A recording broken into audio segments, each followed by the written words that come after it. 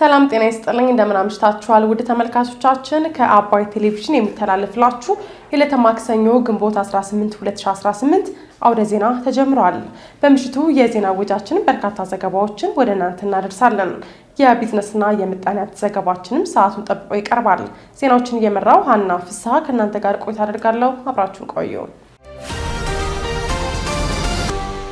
በመጀመሪያው ክፍለ ጊዜ የመረጃ ጥንቅር ሰዓታችን ጠቅላይ ሚኒስትር አብይ ለኢድ አል-አድሃ አረፋ በዓል የእንኳን አደረሳችሁ መልእክት ማስተላለፋቸውን በመራጮች ምዝገባ ወቅት ችግር በተስተዋለባቸው ምርጫ ጣቢያዎች ምዝገባው እንዲሰረዝ ማድረጉን ምርጫ ቦርድ ማስታወቁን ገዢው ብልጽግና ፓርቲ የመንግስት ስልጣንን ይዣለሁ ብሎ ስልጣን በሌላ መንገድ የማስቀጠል ፍላጎት እንደሌለው ከንቲባ አዳነች አቤቤ መናገራቸውን የተመለከቱ መረጃዎችን ወደ እናንተ እናደርሳችኋለን። አብራችሁን ቆዩ።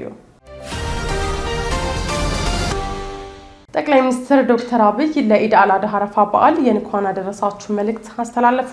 ጠቅላይ ሚኒስትር ዶክተር አብይ አህመድ ለ1447ኛው የኢድ አል-አድሃ አረፋ በዓል የእንኳን አደረሳችሁ መልእክት አስተላልፈዋል። ጠቅላይ ሚኒስትሩ በመልእክታቸውም ኢድ አል-አድሃ አረፋ በዓል መስዋዕትነት፣ መታዘዝና መተጋገዝ አባት ልጁን ለመስዋዕትነት ያቀረበበት፣ ልጅ የአባቱን ትዕዛዝ የፈጸመበት፣ ሙስሊሞች የመተጋገዝን እሴት ለዓለም የገለጹበት በዓል ስለሆነ አረፋ በህዝበ ሙስሊሙ ዘንድ ትልቅ ትርጉም አለው ብለዋል። የአረፋ በዓል የመታዘዝና የመስዋዕት ብቻ ሳይሆን የመደጋገፍና የመተጋገዝ በዓል ጭምር ነው ያሉት ጠቅላይ ሚኒስትሩ በአረፋ ከሚከናወነው እርድ 1/3 ለሚስኪኖች እንዲሰጥ የእስልምና አስተምሮ ያዛል ሲሉ አስፍረዋል። በአረፋ ህዝበ ሙስሊሙ ደስታና ሀዘንን እየተጋራ በዓሉን ያከብራል ያሉት ጠቅላይ ሚኒስትሩ በዓሉ ትርጉም የሚሰጠው ህዝበ ሙስሊሙ ያለውን ተካፍሎ ሲያከብረው ነው ብለዋል። ሰዎች አስቸጋሪ ሁኔታን የሚሻገሩበት መፍትሄው መተሳሰብና መተጋገዝ እንደሆነ ከአረፋ እንማራለን። ሀገርም ከፈተናዎቿ በላይ እንድትሆን እኒህ እሴቶች ወሳኝ ናቸው ሲሉ ገልጸዋል። ጠቅላይ ሚኒስትሩ በዚሁ የእንኳን አደረሳችሁ መልእክታቸው የፊታችን ሰኞ ግንቦት 24 ስለሚካሄደው ምርጫ ያነሱ ሲሆን በዚሁ ምርጫ ማህበራዊና ዜግነታዊ ግዴታችንን ከምንወጣባቸው የዲሞክራሲ መገንቢያ መሳሪያዎች መካከል ዋነኛው ነው ብለዋል። ያለ ህዝብ ተሳትፎ ዲሞክራሲ አይሳካም፣ ያለ ምርጫም የህዝብ ተሳትፎ ምሉ አይሆንም ያሉት ጠቅላይ ሚኒስትሩ የዲሞክራሲያችን መሰረት ጥንካሬው የሚለካው በተሳትፏችን መጠን ነው ሲሉ አስፍረዋል። የዘንድሮ ሀገራዊ ምርጫ ሀገረ መንግስታዊ ስርዓታችን የሚጠነክርበት መሰረት የዲሞክራሲ ልምምዳችን አንድ ደረጃ ከፍ የሚልበት የቀጣይ ዓመታት የሀገራችንን ዕጣ ፈንታ የምንበይንበት ከምንም በላይ ብዝሃ ድምጽ የሚሰማበት የህግ መወሰኛ ምክር ቤት የምንመሰረትበት ወሳኝ አጋጣሚ ነው ሲሉ አክለዋል። በመሆኑም በዓሉን ስናከብር ዜግነታዊ ግዴታችንን ለመወጣት ብቻ ሳይሆን በካርዳችን ዲሞክራሲያዊ መብታችንን ለማረጋገጥ እየተዘጋጀን እንዲሆን ሲሉ ጠቅላይ ሚኒስትሩ ጥሪ አቅርበዋል። በመራጮች ምዝገባ ወቅት ችግር በተስተዋለባቸው ምርጫ ጣቢያዎች ምዝገባው እንዲሰረዝ ማድረጉን ምርጫ ቦርድ አስታወቀ። የኢትዮጵያ ብሔራዊ ምርጫ ቦርድ ግንቦት 24 2018 ዓ.ም የሚካሄደውን ጠቅላላ ምርጫ በተመለከተ በዛሬው ዕለት ለጋዜጠኞች መግለጫ ሰጥቷል። የኢትዮጵያ ብሔራዊ ምርጫ ቦርድ ዋና ሰብሳቢ ሚላትወርቅ ኃይሉ በቅድመ ምርጫ የተከናወኑ ስራዎችና በቀጣይ ቀናት የሚከናወኑ ስራዎችን በተመለከተ ማብራሪያ ሰጥተዋል። በማብራሪያቸውም በእጩዎች ምዝገባ፣ በድምጽ መስጫ ወረቀት ላይ በእጩዎች አደራደር፣ በመራጮች ምዝገባ፣ በፖለቲካ ፓርቲዎች ነፃ የአየር ድልድልና ሌሎች በቅድመ ምርጫው የተከናወኑ ተግባራትን አብራርተዋል። የጸጥታ ችግር ባለባቸው አካባቢዎችም የምርጫ ምዝገባ መደረጉንም ጠቅሰው ይሁንና በመራጮች ምዝገባ ሂደት በአንዳንድ አካባቢዎች አግባብ ያልሆኑ ሁኔታዎች በመኖራቸው ሙሉ ምዝገባው መሰረዙንም ገልጸዋል። ይሁንና በድምጽ መስጫ ዕለት በእነዚህ ምዝገባው በተሰረዘባቸው ምርጫ ጣቢያዎች የተመዘገቡ መራጮች ተመዝግበው ድምጽ እንዲሰጡ እንደሚደረግም ተገልጿል። ዋና ሰብሳቢዋ በዚሁ መግለጫቸው አክለውም ከወሳኝ አገልግሎቶች ውጪ የመንግስትም ሆነ የግል ተቋማት 7ኛው ጠቅላላ ምርጫ በሚካሄድበት ቀን ዝግ እንደሚሆንም ተናግረዋል። 7ኛው ጠቅላላ ምርጫውን በታቀደለት ጊዜ ለማካሄድ ሁሉም ዝግጅቶች መጠናቀቃቸውን የገለጹት የኢትዮጵያ ብሔራዊ ምርጫ ቦርድ ሰብሳቢ ሚላትወርቅ ኃይሉ የምርጫው የጥሞና ጊዜ ከግንቦት 20 ቀን ጀምሮ በመሆኑ ሁሉም የፖለቲካ ፓርቲዎች በቀረው ጥቂት ጊዜ ውስጥ የምረጡኝ ቅስቀሳ ስራቸውን እንዲያጠናቅቁም ጥሪ አቅርበዋል።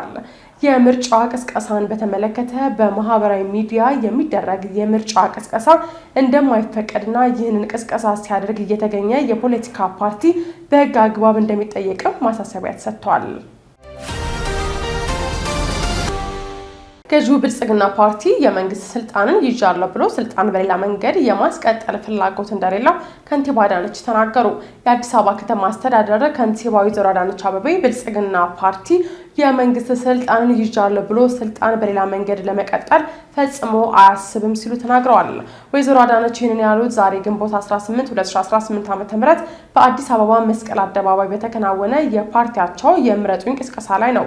ከንቲባዋ በዚሁ መርሃ ግብር ላይ ባደረጉት ንግግርም በመስቀል አደባባይ የተገኙ የአዲስ አበባ ከተማ ነዋሪዎችን የብልጽግና ፓርቲን ከመደገፍ ባለፈ አንድ ትልቅ መልእክት ለዓለም አስተላልፋችኋል ሲሉም ተናግረዋል። ስልጣን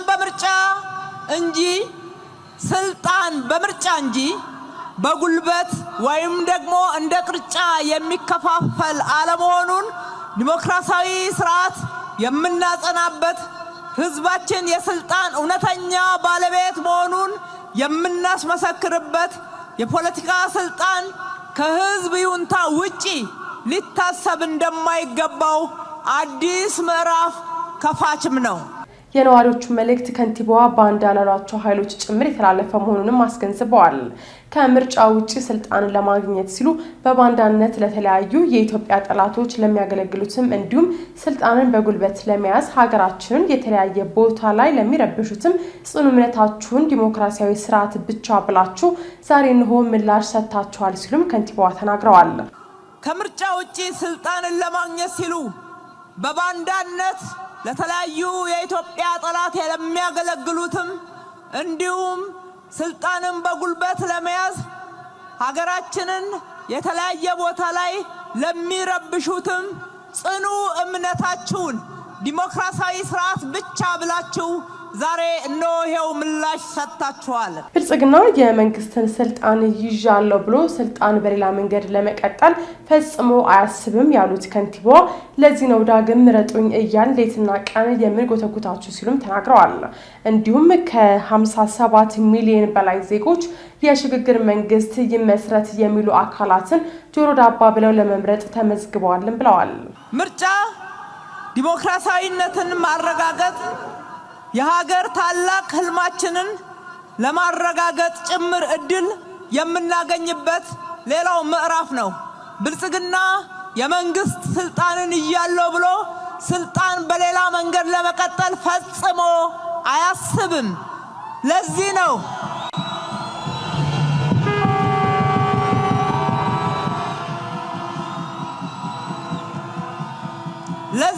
ዳግም ምረጡን እያል ሌትና ቀን የምንጎተጉታችሁ እንድትመርጡን እናንተን ለማሳመን በብዙ መንገድ እየሰራን ያለነው ከናንተ ድምጽ ውጪ ዳግም ወደ ስልጣን መመለስ የምንችልበት ምንም መንገድ እንደሌለ ስለምናምን ነው። ህዝባችንም ለብዙ ጉትጎታዎች እናንተም መላ ኢትዮጵያውያን ለብዙ ጉትጎታዎች፣ ጫናዎች የምርጫ ሂደቱን ለማጠልሸት አይቻልም፣ በምርጫ የሽግግር መንግስት ነው ወይም ሌላ ችግሮችን በማውራት የምርጫ ሂደቱ እንዳይሳካ በባንዳነት ለሌሎች አካላት ድልድይ ሆነው በማገልገል ብዙ ጫናዎች ሊፈጥሩባችሁ በተለያየ መንገድ ቢጎተጉቷችሁም ጆሮ ዳባ ልበስ ብላችሁ ለሰላማዊ ሂደት ዋጋ ሰጥታችሁ በመመዝገብ እነሆ በመላው ኢትዮጵያ 57 ሚሊዮን መራጮች ተመዝግበው ጠላትን አሳፍረዋልና እንኳን ደስ ያላችሁ። የተወደዳችሁ ተመልካቾቻችን እየተከታተላችሁት ያላችሁት ከአባይ ቴሌቪዥን የአውደ ዜና የመረጃ ሰዓታችን አሁንም ቀጥሏል።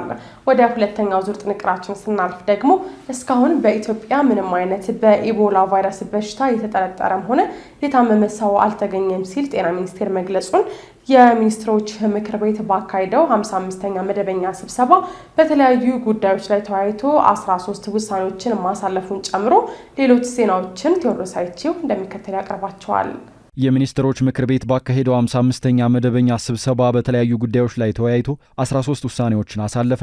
የሚኒስትሮች ምክር ቤት ዛሬ ማክሰኞ ግንቦት 18 ቀን 2018 ዓ.ም ባካሄደው 55ኛ መደበኛ ስብሰባ በተለያዩ ጉዳዮች ላይ ተወያይቶ 13 ውሳኔዎችን አሳልፏል።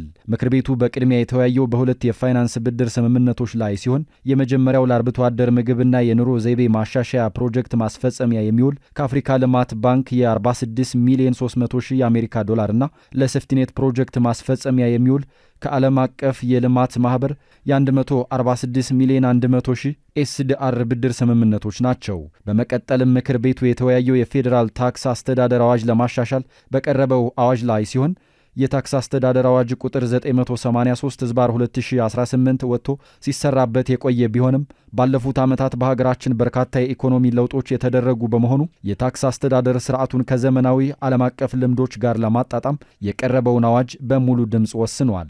ሌላው ምክር ቤቱ የተወያየው የግብርና ዘርፍን ከተለምዷዊ አሰራር ወደ ቢዝነስ መር ስርዓት ለማሻገር አነስተኛ አምራቾችን የገበያ የመደራደር አቅም ለማሳደግ የእሴት ጭማሪና የኢንዱስትሪ ግብዓት ትስስርን ለመፍጠርና የምግብ ዋስትናን ለማረጋገጥ የቀረበውን ረቂቅ አዋጅ አጽድቋል። ምክር ቤቱ ቀጥሎም የተወያየው ብሔራዊ የሴቶች ማብቃትና የሥርዓተ ጾታ እኩልነት ረቂቅ ፖሊሲ ላይ ሲሆን ፖሊሲው ለሥርዓተ ጾታ መዛባት ስር ነቀል የሆኑ ጉዳዮች ላይ በቂ ትኩረት ለመስጠት ጾታን መሠረት ያደረገ ጥቃትን ለመከላከልና ለተለያዩ ችግሮች ተጋላጭ ለሆኑ ሴቶች ምላሽ ለመስጠት እንዲያስችል ኢትዮጵያ ከተቀበለቻቸው ሥርዓተ ጾታን መሠረት ካደረጉ ዓለም አቀፍና አህጉራዊ ስምምነቶች ጋር በማጣጣም አዋጁ ተግባራዊ እንዲደረግ በሙሉ ድምፅ ወስኗል። ምክር ቤቱ ከላይ የተዘረዘሩትን ጨምሮ በተለያዩ 13 አጀንዳዎች ላይ ተወያይቶ ውሳኔ ያሳለፈ ሲሆን በመጨረሻም ለራስ ገዝ ዩኒቨርሲቲ ከመንግስት የሚሰጥ የበጀት ድጋፍ በታወቀ ጥቅል የበጀት ድጋፍ ስርዓት ላይ የተመሰረተ ለማድረግ ፍትሐዊነትና ውጤታማነትን ለማረጋገጥ የራስን ወጪ በራስ የመሸፈን ድርሻን ከጊዜ ወደ ጊዜ ለማሳደግ በሚል የቀረበውን ደንብ ተግባራዊ እንዲደረግ በሙሉ ድምፅ አጽድቆታል። ካለፈው ዓመት አንጻር በ11 ሺህ ሰዎች ጭማሪ አሳይቷል ለተባለው የሐጂ ጉዞ ከ1.5 ሚሊዮን በላይ ሙስሊሞች ሳውዲ አረቢያ ገቡ። መካከለኛው ምስራቅ በኢራን ጦርነት የተነሳ ከፍተኛ ቀውስ ውስጥ ቢሆንም ከመላው ዓለም የተውጣጡ የእስልምና ሃይማኖት ተከታዮች ለዓመታዊ የሐጂ ጉዞ ወደ ሳውዲ አረቢያ ገብተዋል። 1.51 ሚሊዮን ገደማ ሰዎች ከሳውዲ ውጪ ከሆኑ አካባቢዎች መምጣታቸውንም የሀገሪቱ ባለስልጣናት አስታውቀዋል። ይህ ቁጥር ባለፈው ዓመት ከነበረው አንጻር ሲነጻጸር በ11 ሺህ የጨመረ ሲሆን ሙስሊሞች ለሃይማኖታዊ ጉዞ ወደ ሳውዲ የደረሱት 3 ወር ሊደፍን የተቃረበው የአሜሪካ እስራኤልና ኢራን ጦርነት በድጋሚ ሊጀመር ይችላል የሚል ስጋት በቀጠናው ባረበበበት ወቅት ነው።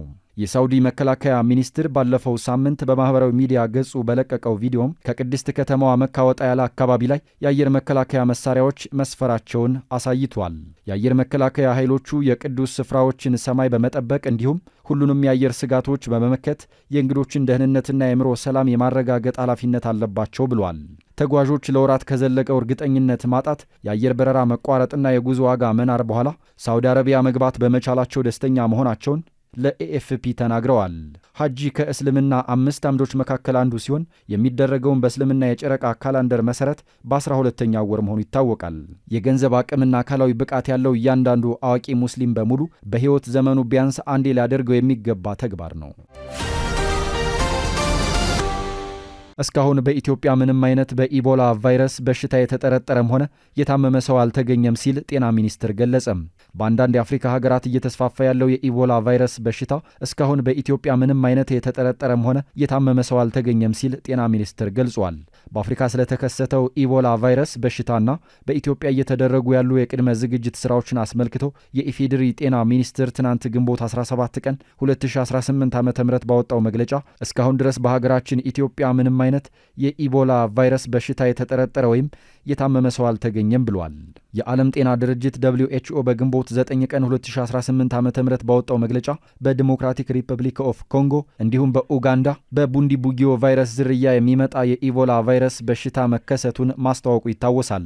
በዚህም እስከ ግንቦት 16 ቀን 2018 ዓ.ም ድረስ በእነዚሁ ሀገራት በአጠቃላይ ከ101 በላይ የሚሆኑ በላቦራቶሪ የተረጋገጡ ታማሚዎችና ከ900 በላይ ንክኪ ያላቸው ተጠርጣሪዎች የሕክምና ክትትል ላይ እንደሚገኙም ተገልጿል። የኢቦላ ቫይረስ በሽታ ከፍተኛ ስርጭትና የሞት ምጣኔ ያለው በሽታ ሲሆን ከሰው ወደ ሰው በንክኪ በቀላሉ ይተላለፋል። ጤና ሚኒስቴር ባወጣው መግለጫም በሽታው ከተገኘባቸው ሀገራት ጋር ቀጥተኛ የድንበር ግንኙነት ባይኖረንም የበሽታውን አደገኝነት በመገንዘብ የዓለም ጤና ድርጅትና የአፍሪካ በሽታ ቁጥጥርና መከላከል ማዕከል የወረርሽኙን መከሰት ይፋ ካደረገበት ጊዜ ጀምሮ ሚኒስቴር መስሪያ ቤቱ ከኢትዮጵያ የህብረተሰብ ጤና ኢንስቲትዩት ጋር በመተባበር የቅድመ ዝግጅት ስራዎችን እየሰራ እንደሚገኝ አስታውቋል። በተለይ በሁሉም ዓለም አቀፍ የየብስ መግቢያና መውጫ ኬላዎች ላይ የልየታና የቅኝት ስራዎች በማጠናከር በዓለም አቀፍ አየር ማረፊያዎች የተጠናከረ ክትትል በማድረግና አስፈላጊው የሕክምና ግብዓት አቅርቦት ላይ የተጠናከረ የቅድመ ዝግጅት ስራዎችን እያከናወነ መሆኑ ተጠቁሟል። በዝርዝር ወደ ያዝነው መረጃ ስናልፍ ደግሞ ከዚህ በኋላ ባህረ ሰላጤው የአሜሪካ ጦር ሰፈር መቀመጫም ሆነ መጠለያ ሊሆን አይችልም ሲሉ የኢራኑ ጠቅላይ መሪ ገለጹ። ከዚህ በኋላ ባህረ ሰላጤውና አካባቢው የአሜሪካ ጦር ሰፈር መቀመጫም ሆነ መጠለያ አይሆንም ሲሉ የኢራኑ ጠቅላይ መሪ ሙጅታባ ኻሜኒ ገልጸዋል። ይህ በእንዲህ ያለ የኢራን እስላማዊ አብዮታዊ ዘብ በአሜሪካ ጦር ለሚፈጸም ማንኛውም የተኩስ አቁም ጥሰት የአጸፋ እርምጃ መውሰድ ተገቢና የማይቀር እንደሆነ ማስታወቋል። በሌላ በኩል እስራኤል በሂዝቦላ ላይ የምትወስደውን ወታደራዊ እርምጃ እንደምታጠናክር ከገለጸች በኋላ በደቡብና ምስራቃዊ ሊባኖስ በርካታ ድብደባዎችን መፈጸሟ ተገልጿል። ዝርዝሩን ዘነበ ህሉፍ እንደሚከተል ያቀርበዋል። ከዚህ በኋላ ባህረ ሰላጤው የአሜሪካ ጦር ሰፈር መቀመጫም ሆነ መጠለያ ሊሆን አይችልም ሲሉ የኢራን ጠቅላይ መሪ ገለጹ። ከዚህ በኋላ ባህረ ሰላጤውና አካባቢው የአሜሪካ ጦር ሰፈር መቀመጫም ሆነ መጠለያ አይሆንም ሲሉ የኢራኑ ጠቅላይ መሪ ሙጅታባ ኻሜኒ ገልጸዋል። የኢራኑ ጠቅላይ መሪ ሙጅታባ ኻሜኒ ለኢድ አልአድሃ በዓል ባስተላለፉት መልእክት እስራኤልን አደገኛ በማለት ገልጸው ከዚህ በኋላ የፋርስ ባህረ ሰላጤ አካባቢ የአሜሪካ ጦር ሰፈሮች መቀመጫ አይሆንም ሲሉ ገልጸዋል። ጠቅላይ መሪው በጽሁፍ ባስተላለፉትና በመንግስት ቴሌቪዥን በተነበበው መልእክታቸው ላይ እስራኤልን በቀጠናው አደገኛና ገዳይ መምናት መወገድ ይገባታል ማለታቸውን የኢራኑ ዜና ወኪል ታስኒም ዘግቧል። ሙጅታባ የአባታቸውን መገደል ተከትሎ የጠቅላይ መሪነቱን ስልጣን ከተረከቡ በኋላ እስካሁን ድረስ ለህዝብ በይፋ ያልታዩ ሲሆን መልእክታቸውን ግን በጽሁፍ ሲያስተላልፉ ቆይተዋል። በአሁኑ መልእክታቸው በኢራን ላይ ጦርነት ከተከፈተ በኋላ ነገሮች እየተቀያየሩ መሆናቸውን በማንሳት የአሜሪካ ጦር ሰፈሮች በባህረ ሰላጤው አገራት ውስጥ ቦታ እንደማይኖራቸው አንስተዋል። ጠቅላይ መሪው አክለውም ጊዜን ወደ ኋላ መመለስ እንደማይቻል እርግጥ እንደሆነ ሁሉ በቀጠናው ያሉ ሀገራትና መሬት ከዚህ በኋላ የአሜሪካ ጦር ሰፈሮች መጠለያ አይሆኑም ሲሉ የአሜሪካ ሚና በአካባቢው እንደማይኖር አመላክተዋል። ጠቅላይ መሪው ባለፉት ወራት በተካሄደው ጦርነት አሜሪካና እስራኤል ከባድ ጉዳት እንደደረሰባቸው በመጥቀስ በኢራን ከባድ ምት እስራኤል አቅመቢስ እንደሆነችና አሜሪካም ከባድ ጥፊ እንደቀመሰች ገልጸዋል። ይህ በእንዲህ እንዳለ የኢራን እስላማዊ አብዮታዊ ዘብ በአሜሪካ ጦር ለሚፈጸም ማንኛውም የተኩስ አቁም ጥሰት የአጸፋ እርምጃ መውሰድ ተገቢና የማይቀር እንደሆነ አስታውቋል። እስላማዊ አብዮታዊ ዘቡ በህዝብ ግንኙነቱ በኩል ባወጣው መግለጫ የአሜሪካ ጦር በቀጠናው ጣልቃ ገብነቱንና ጠብጫሪነቱን ቀጥሎ በፐርሺያ ባህረ ሰላጤ ወደ ኢራን የአየር ክልልና ወደ እስላማዊ አብዮታዊ ዘብ መከላከያ ሰፈር ገብቷል ብሏል። በተጨማሪም አሜሪካ ራስን መከላከል በሚል አዲስ ጥቃት በደቡብ ኢራን ጥቃት ከፈጸመች በኋላ ቴህራን ዋሽንግተን የተኩስ አቁሙ ጥሳለች ስትል ከሳለች። የአሜሪካው ውጭ ጉዳይ ሚኒስቴር ማርኮ ሩቢዮ በኩላቸው በሁለቱ ሀገራት መካከል የሚደረገውን ጦርነት ለማስቆም የሚደረገው ድርድር ጥቂት ቀናት ሊወስድ ይችላል ብለዋል። የኢራን ውጭ ጉዳይ ሚኒስቴር ግን አሜሪካ በደቡባዊ ኢራን ሆርሙዝ ጋና አውራጃ ጥቃት መፈጸሟን አስታውቆ የተኩስ አቁሙ ግልጽ ጥሰት ነው ሲል አስታውቋል። ሁለቱ ሀገራት እስከ ትናንት ሰኞ ድረስ በመግባቢያ ሰነዱ ዙሪያ የሚደረገው ንግግር ለውጥ ማሳየቱን ሲናገሩ እንደነበር አይዘነጋም። አሜሪካና ኢራን የሚያደርጉት ንግግር በስምምነት ከተቋጨ ለ3 ወር የዘለቀውን ጦርነት ያስቆማል፣ የሆርሙዝ ወሽመጥን ያስከፍታል፣ እንዲሁም የተኩስ አቁሙ በ60 ቀናት ይራዘማል ተብሎ ሲገለጽ እንደነበር ይታወሳል። ይሁን እንጂ የአሜሪካ ጦር በደቡብ ኢራን የሚገኙ የሚሳኤል ማከማቻዎችና ፈንጂ የሚጥሉ ጀልባዎችን ኢላማ በማድረግ አዲስ ዙር ጥቃት መክፈቱን አስታውቋል። የአሜሪካ ማዕከላዊ እዝ ባወጣው መግለጫ ጥቃቱ ራስን መከላከል እንደሆነ በመግለጽ ዓላማውን በኢራን ኃይሎች ስጋት የተጋረጠባቸው ወታደሮቻችንን መከላከል ነው ብሏል። በሌላ በኩል እስራኤል በሂዝቦላ ላይ የምትወስደውን ወታደራዊ እርምጃ እንደምታጠናክር ከገለጸች በኋላ በደቡብና ምስራቃዊ ሊባኖስ በርካታ ድብደባዎችን መፈጸሟ ተገልጿል። የእስራኤል ጦር ከ100 በላይ የሂዝቦላ መሰረተ ልማቶችንና ተዋጊዎች ላይ የአየር ድብደባ መፈጸሙን ተናግሯል። የሊባኖስ ጤና ሚኒስቴር በቤካ ቫሊ በሚገኝ ማሻጋሃራ በተሰኘ መንደር በተፈጸመ ጥቃት 2 ህጻናትን ጨምሮ 11 ሰዎች መገደላቸውን ይፋ አድርጓል። የእስራኤል ጦር ግን አሸባሪ ሲል በጠራቸው አካላት እንቅስቃሴ በታየበት አካባቢ ጥቃት መፈጸሙን የገለጸው የእስራኤል ጦር ጥቃቱን አጠናክሮ የቀጠለው ጠቅላይ ሚኒስትር ቤንያሚን ኔታንያሁ በሂዝቦላ ኢላማዎች ላይ ጠንከር ያለ ጥቃት እንዲፈጸም ትዕዛዝ ከሰጡ በኋላ መሆኑም ተጠቁሟል። ከአባይ ቴሌቪዥን የምሽት ዘገባዎቻችን አሁንም እንደቀጠሉ ናቸው። ወደ ተመልካቾቻችን አሁን ደግሞ የቢዝነስና ምጣኔ ሀብት ጉዳዮች ወደ እናንተ የሚደርሱበት ሰዓት ላይ ደርሰናል። መረጃዎቹን ዘርፈላ ሀብታሙ ይዟል። አብራችሁን ቆዩ።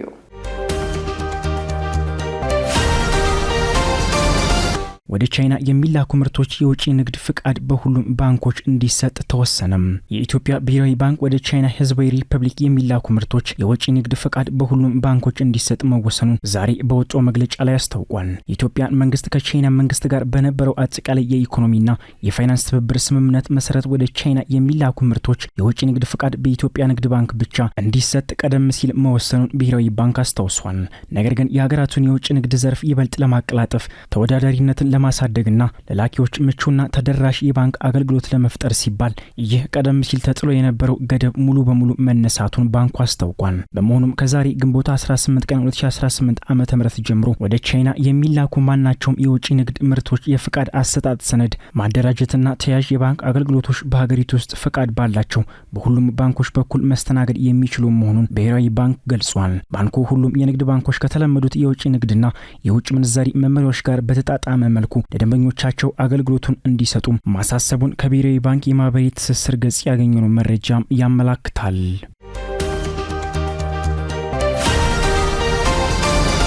ከኢትዮ ቴሌኮም አክሲዮን የገዙ ባለ አክሲዮኖች ከዛሬ ጀምሮ መገበያየት እንደሚችሉ ተቋሙ ይፋ አደረገም። ኢትዮ ቴሌኮም ከኢትዮጵያ ሰነደ መዋዕለ ንዋይ ገበያ ጋር በመተባበር ዛሬ ማክሰኞ ግንቦት 18 ቀን 2018 ዓ.ም በአዲስ አበባ ስካይላይት ሆቴል በሰጠው የጋራ መግለጫ በዚህ ገበያ ላይ መመዝገቡን ይፋ አድርጓል። በመግለጫውም ከኢትዮ ቴሌኮም አክሲዮን የገዙ ባለሀብቶች ከዛሬ ጀምሮ መገበያየት ይችላሉም ተብሏል። የኢትዮ ቴሌኮም የ10 በመቶ አክሲዮን ሽያጭ ሂደትን ተከትሎ ሲከናወን የነበሩ በርካታ የመረጃ ማጣራትና የማደራጀት ስራዎች መጠናቀቃቸውን ይፋ ሆኗል። የኢትዮ ቴሌኮም ዋና ስራ አስፈጻሚ ፍሬህይወት ታምሩ አክሲዮን የገዙ ዜጎች መረጃቸውን እንዲያሟሉ የብሔራዊ መታወቂያና ተያያዥ ሰነዶችን የማጣራት ስራ በሰፊው ሲከናወን መቆየቱን አንስተዋል። ይህ የመረጃ አደረጃጀት ስራ ከተጠናቀቀ በኋላም በኢትዮ ቴሌኮም የስራ አመራር ቦርድና በኢትዮጵያ ካፒታል ገበያ ባለስልጣን በኩል የአክሲዮን ድልድሉና ማጽደቁ በስኬት ተከናውኗል። በዚህም የአክሲዮን ሽያጭ ሂደት 47377 ግለሰቦች የ3.2 ቢሊዮን ብር ዋጋ ያላቸው 10.7 ሚሊዮን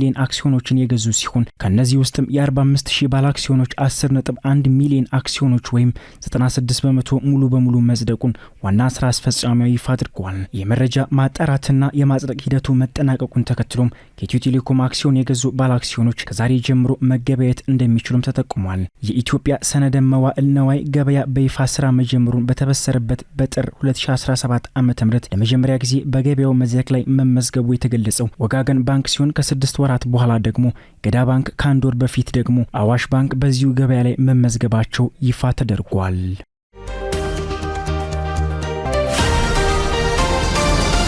የኢትዮጵያ ኤሌክትሪክ አገልግሎት በኢድ አል-አድሃ በዓል ወቅት ኤሌክትሪክ ኃይል መቆራረጥን ለመቀነስ የቅድመ ዝግጅት ስራዎችን ማከናወኑን አስታወቀም። የኢትዮጵያ ኤሌክትሪክ አገልግሎት ለ1447ኛው የኢድ አል-አድሃ አረፋ በዓል ወቅት የኤሌክትሪክ ኃይል መቆራረጥን ለመቀነስ የተለያዩ የቅድመ ዝግጅት ስራዎችን ማከናወኑን አስታውቋል። በበዓላት ሰሞን ደንበኞች ቀኑን በድምቀት ለማክበር ከወትሮ በተለየ ኃይል አጠቃቀም ስለሚኖራቸው መሰረተ ልማቱ ላይ የሚፈጠረውን ከፍተኛ ጫና ለመቀነስ አገልግሎቱ በልዩ ትኩረት የቅድመ ዝግጅት ስራዎችን ሲያከናውን ቆይቷል ብሏል።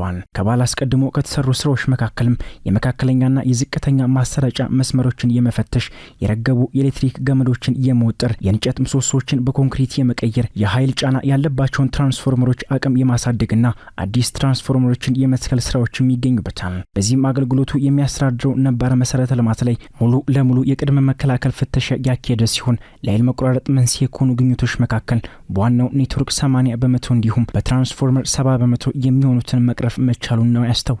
ለዚህም ጎን ለጎን በዋዜማውና በበዓሉ ወቅት የኃይል መቆራረጥን ለመቀነስ ሲከሰትም አፋጣኝ ምላሽ ለመስጠት እንዲሁም አስተማማኝና ቀልጣፋ የኤሌክትሪክ አገልግሎት ለማቅረብ በሁሉም የተቋሙ አደረጃጀቶች የአስቸኳይ ጥገና ግብረ ኃይል መዋቀሩንም ገልጿል።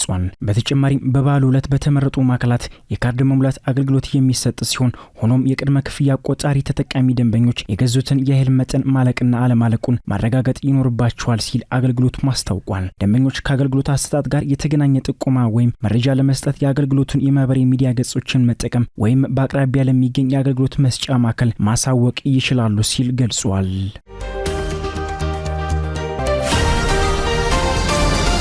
ሞኤንኮ አዲስ ያስመጣውን የቢዋይዲ ሃይብሪድ የፒክአፕ ተሽከርካሪ በይፋ አስመረቀም። የቶዮታ ተሽከርካሪዎች ብቸኛ ወኪል የሆነው የኢትዮጵያ ሞተርና ኢንጂነሪንግ ኩባንያ አክሲዮን ማህበር የዓለማችን ታዋቂ የመኪና አምራች የሆነውን የቢዋይዲ ሻርክ 6 ሃይብሪድ የፒክአፕ ተሽከርካሪ በአዲስ አበባ ሳይንስ ሙዚየም አስመርቋል። የተለያዩ ቴክኖሎጂ ውጤቶችን መያዙ የተነገረለት ይህ አዲሱ የቢዋይዲ ሃይብሪድ የፒክአፕ ተሽከርካሪ አጠቃላይ በፒክአፕ ተሽከርካሪ ዘርፍ ላይ ትልቅ ለውጥ ይዞ መምጣቱም ተገልጿል።